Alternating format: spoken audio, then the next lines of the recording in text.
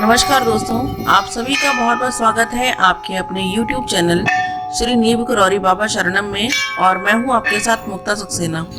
दोस्तों, आज आपको लिए चलते हैं नैनीताल के भवाली में स्थित घोड़ाखाल गोलू देवता मंदिर में, जो घोड़ाखाल सैनिक स्कूल के पास एक हिल पर स्थित है।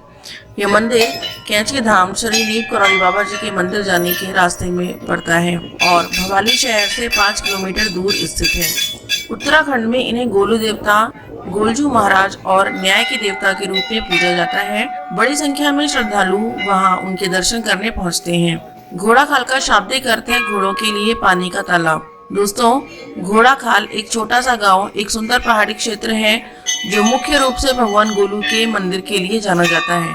घोड़ाखाल मंदिर समुद्र तल से 2000 मीटर की ऊंचाई पर स्थित एक आकर्षक क्षेत्र है और इसे घंटियों के मंदिर के रूप में भी जाना जाता है।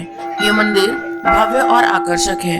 किंवदंतियों के अनुसार गोलू देवता की उत्पत्ति कत्यु वंश के राजा झालराय से हुई थी, जिनकी उस समय की राजधानी धूमकोट चंपावत थी। राजा झालराय की 7 रानियां होने पर भी इन्हें संतान थे। संतान प्राप्ति की आशा में राजा ने काशी के सिद्ध बाबा से भैरव यज्ञ करवाया और स्वप्न में गौर भैरव ने उन्हें दर्शन दिए और कहा, राजन, अब आपको 8वीं शादी करनी चाहिए। मैं उसी रानी के गर्भ से आपके पुत्र के रूप में जन्म लूंगा। राजा ने गौर भैरव के कहे अनुसार कालिंका नाम की स्त्री के साथ 8वां विवाह रचाया और वे रानी जल्द ही गर्भवती हो गई। गर्भवती होने के कारण 7 रानियों में दुश्मनी का भाव उत्पन्न हो गया। रानियों ने एक साजिश रची और कालिंका को यह बताया, ग्रहों के प्रकोप से बचने के लिए 7 दिनों तक मां से जन्मे बच्चे की सूरत नहीं देखनी है। प्रसव के बाद 7 रानियों ने नवजात शिशु के स्थान पर सिलबट्टा रख दिया। 7 रानियों ने कालिंका रानी को बताया कि उसने सिलबट्टे को जन्म दिया है। उसके बाद 7 रानियां कालिंका के बेटे को मारने की साजिश में व्यस्त हो गईं। 7 रानियों ने गौशाला में बच्चे को फेंक दिया, परंतु जब थोड़ी देर बाद उसे देखने आई तो देखा कि गाय घुटने टेक कर बच्चे को दूध पिला रही है।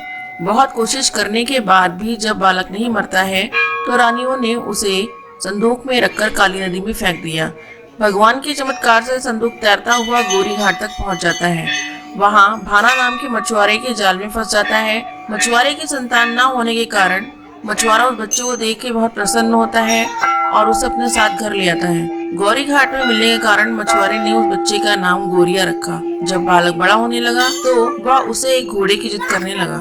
मछुआरे के पास घोड़ा खरीदने के लिए पैसे नहीं होने के कारण वह लकड़ी का घोड़ा बनाकर उसे दे देता है। घोड़े को देखकर वह बालक बहुत खुश होता है और एक दिन जब वह बालक उस घोड़े पर बैठता है तो घोड़ा सर पर दौड़ने लगता है। यह देखकर सभी गांव वाले हैरान रह जाते हैं। एक दिन बालक उसी घोड़े पर बैठकर धामकोट नाम के स्थान पर पहुंचता है, जहां 7 रानियां राजघाट से पानी भर रही थी और उसकी मां कालिंका के लिए रची हुई साजिश के बारे में बात कर रही थी।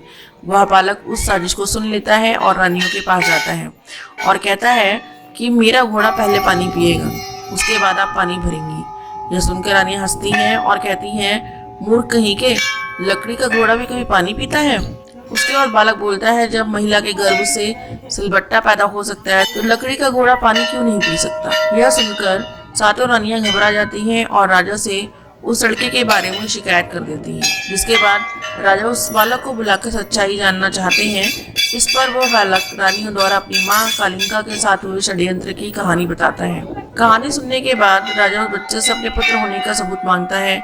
इस पर वह बालक गोरिया कहते हैं, अगर मैं माता कालिंका का पुत्र हूँ तो इसी क्षण मेरे माता के वक्ष से दूध की धारा निकलकर मेरे मुख में चली जाएगी। और ऐसा ही हुआ। राजा ने बच्चे को गले लगाया और उसे अपना राजपाट सौंप दिया। इसके बाद वह राजा बनकर जगह जगह न्याय की सभाएं लगाकर लोगों को न्याय देने लगे और न्याय देवता के रूप में प्रसिद्धि पाने के बाद वह आलोप हो गए। वही बालक बड़ा होकर ग्वेल, गोलू, बाला, गोरिया और गौर भैरव के नाम से प्रसिद्ध हुए। इन्होंने अपने राज्य में एक रक्षक के रूप में सभी की रक्षा करी और हर विपत्ति में जनता की प्रत्यक्ष अप्रत्यक्ष रूप में रक्षा करते हैं। दोस्तों, एक स्थानीय कहानी के अनुसार घोड़ाखाल मंदिर गोलजू देवता की स्थापना का श्रेय मेहरा गांव की एक महिला को जाता है। यह महिला वर्षों पूर्व अपने परिजनों द्वारा सताई जाती थी। उसने चंपावत अपने मायके जाकर गोलू देवता से न्याय हेतु चलने की प्रार्थना की। इसी कारण गोलू देवता उसके साथ इस घोड़ाखाल मंदिर में आके विराजे। घोड़ाखाल मंदिर की विशेषता ये है कि श्रद्धालु मंदिर में अपनी मन्नतें कागजों पत्थरों पे लिखकर एक स्थान पे टांगते हैं और माना जाता है कि गुरु देवता उन मन्नतों में अपना न्याय देकर भक्तों की पुकार सुनते हैं।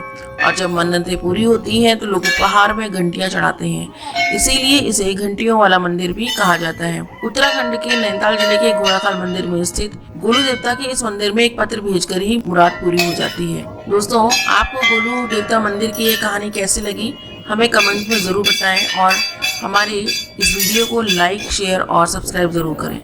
धन्यवाद।